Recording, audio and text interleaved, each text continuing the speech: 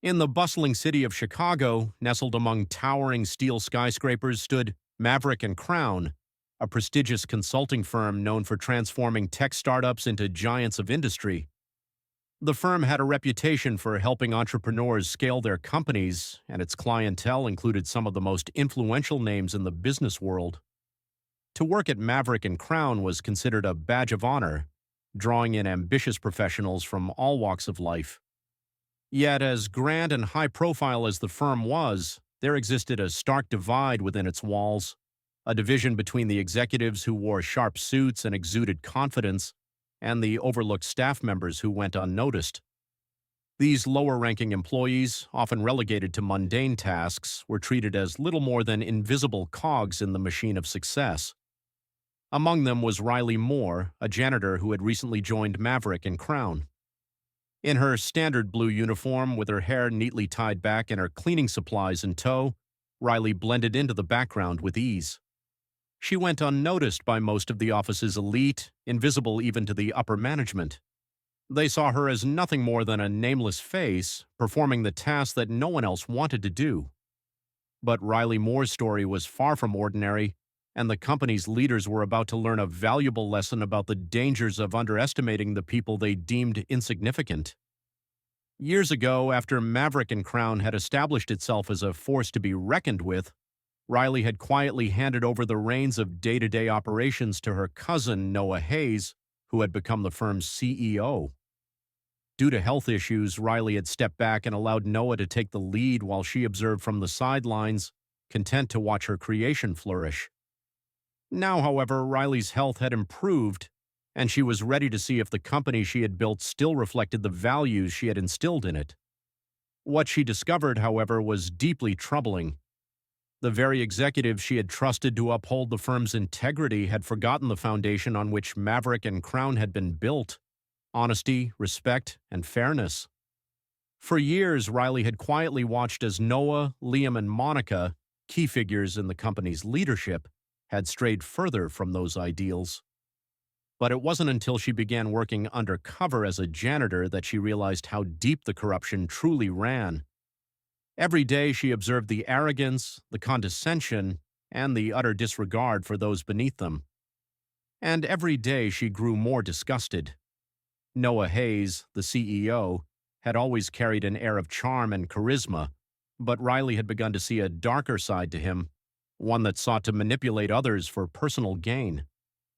Monica Hughes, the chief strategy officer, shared this same sense of entitlement and used her position to belittle the support staff. But it was Liam Carter, the chief financial officer, whose behavior truly alarmed Riley. Liam was a man of stature, tall and impeccably dressed, his every move radiating power.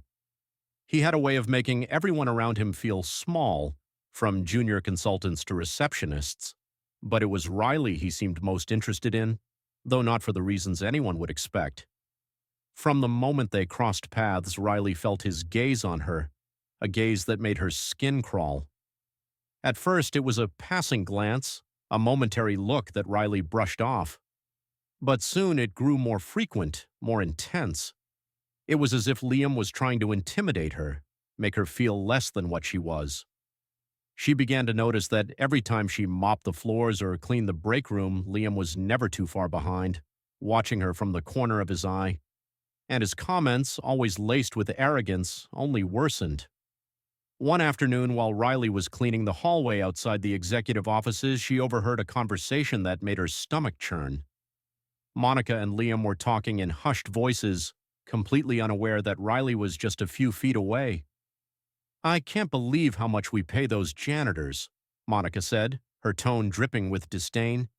"They don't even do their jobs properly. It's embarrassing for a company of our caliber." Liam chuckled in agreement. "They should be grateful to have a job at all. They're lucky we don't replace them with robots."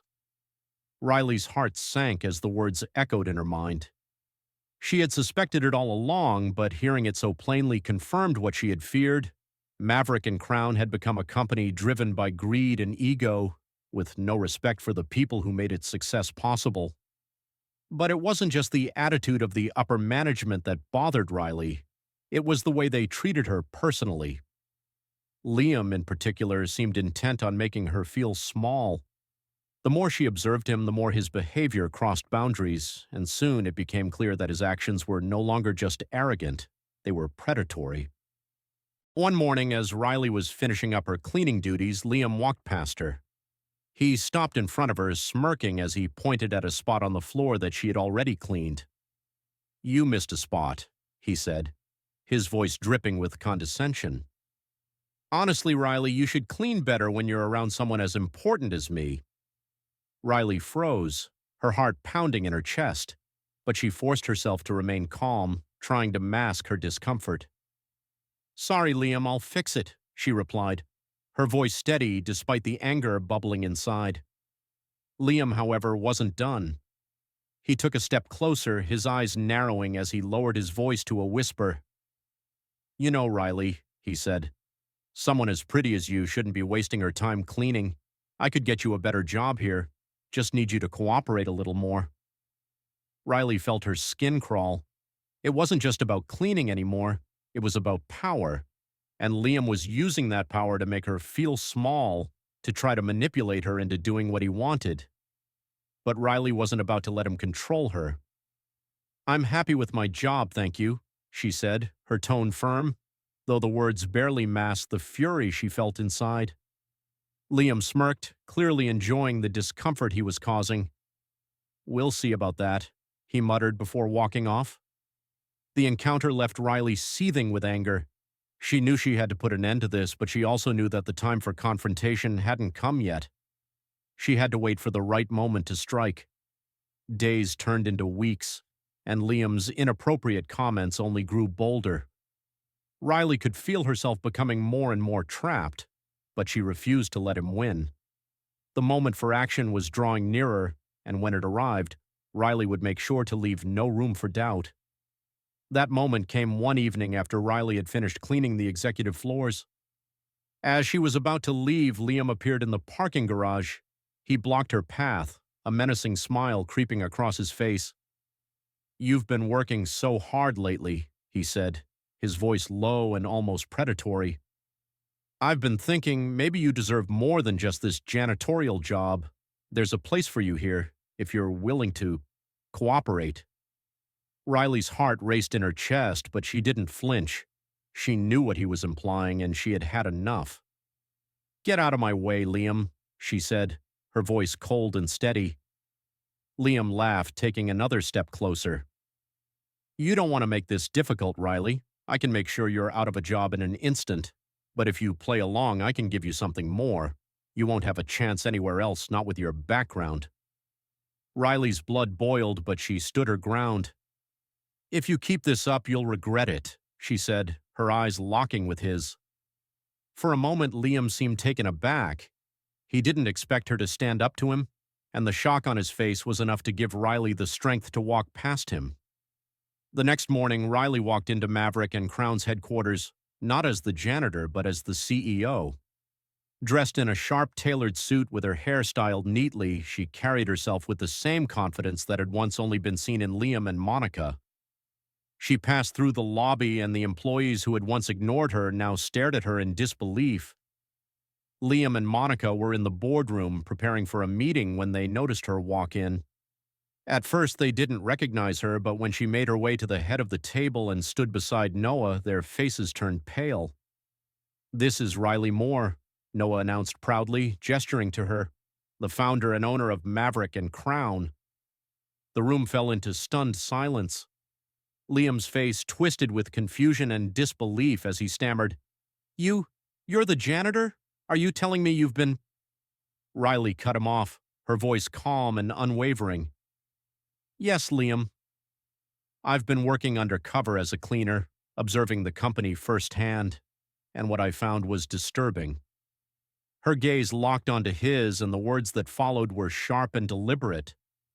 "You've harassed me. You've mistreated employees, and you've abused your position. You've failed to uphold the values this company was built on." Liam's face flushed with anger, but Riley saw the fear in his eyes. His confidence had been shattered. "This isn't happening," he stammered. "I'm the CEO here. You can't do this." Riley's voice grew colder. Not anymore. Effective immediately, you're fired, and legal action will follow. Liam's body language crumpled as he realized the weight of her words. His usual bravado was gone, replaced by panic. You can't do this, he pleaded. Riley silenced him with a glance. No more chances. You had yours, and you abused it. Liam was escorted out of the building by security, his power vanishing in an instant. Riley turned to face the rest of the management team, her gaze sweeping the room. For those of you who have acted with integrity, your jobs are safe. But for those of you who have contributed to this toxic culture, there will be consequences. Several managers and board members were escorted out, and Riley addressed the remaining staff. Maverick and Crown will now be a place of respect, innovation, and integrity. This is the company I built, and it will thrive again under the right leadership. Under Riley's guidance, the company slowly began to transform. The toxic culture that had once plagued the office was eradicated, replaced with an environment that valued collaboration and respect. Maverick and Crown began to flourish once again. Riley sat at her desk, reflecting on the journey she had undertaken. The company she had built from the ground up was now in good hands, her own. She had waited patiently, enduring the abuse and manipulation, knowing that the time would come when she could take back control. And when that time came, she struck with precision. Looking out over the city skyline, Riley felt a sense of satisfaction. The road ahead would be long, but she was ready for the challenge, and for the first time in years, she felt truly in control. Her phone buzzed. A message from Noah. We're in this together. Let's rebuild. Riley smiled, her resolve firm. The storm was over, and Maverick and Crown would flourish once again. If you love this story and feel inspired by Riley's journey, don't forget to hit that like button, subscribe, and share this with your friends. Stories like this remind us all that no matter how small we may seem in someone else's eyes, we all have the power to make a difference. Stay tuned for more uplifting stories, and don't forget to turn on the notification bell. Thanks for watching.